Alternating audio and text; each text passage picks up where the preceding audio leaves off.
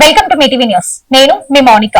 ఉమ్మడి మహబూబ్ నగర్ జిల్లాలో 20 లక్షల ఎకరాలకు సాగునీటి అందించడమే రాష్ట్ర ప్రభుత్వ లక్ష్యమని మంత్రి జూపల్లి కృష్ణారావు తెలిపారు.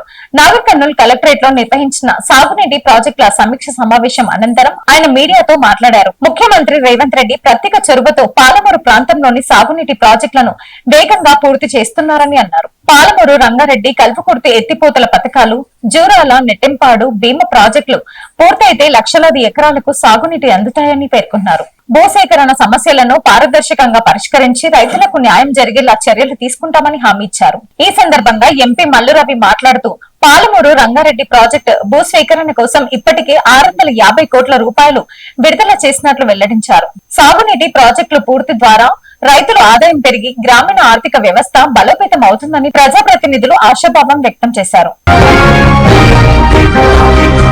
నాగర్ కర్నూల్ జిల్లా కలెక్టరేట్ లో ఈ రోజు సాయంత్రం 6 గంటలకు రాష్ట్ర ఎక్సైజ్, పర్యాటక, సాంస్కృతిక శాఖ మంత్రి శ్రీ జూపల్లి కృష్ణారావు, నాగర్ కర్నూల్ పార్లమెంట్ సభ్యులు డాక్టర్ మల్లురవి, సంబంధిత శాసన సభ్యులు మరియు ప్రజాప్రతినిధులతో కలిసి సాగునీటి ప్రాజెక్టుల భూస్వీకరణ పనులు వేగవంతంపై నిర్వహించిన సమీక్ష సమావేశం అనంతరం మీడియా సమావేశంలో పాల్గొననున్నారు. ఈ సందర్భంగా సాగునీటి ప్రాజెక్టుల పురోగతి, భూస్వీకరణ ప్రక్రియ వేగవంతం చేసేందుకు ప్రభుత్వం చేపడుతున్న చర్యలు, రైతులకు కల్పిస్తున్న సౌకర్యాలు, ప్రాజెక్టుల అమలుకు సంబంధించిన తాజా వివరాలను మీడియాకు తెలియజేయనున్నారు. ప్రింటింగ్ మరియు ఎలక్ట్రానిక్ మీడియా, డిజిటల్ మీడియా ప్రతినిధులు అందరూ కలిసి సాయంత్రం 5:30 గంటలకు నాగర్ కర్నూల్ జిల్లా కలెక్టరేట్ కు చేరుకొని మీడియా సమావేశానికి హాజరు కావాలని కోరారు.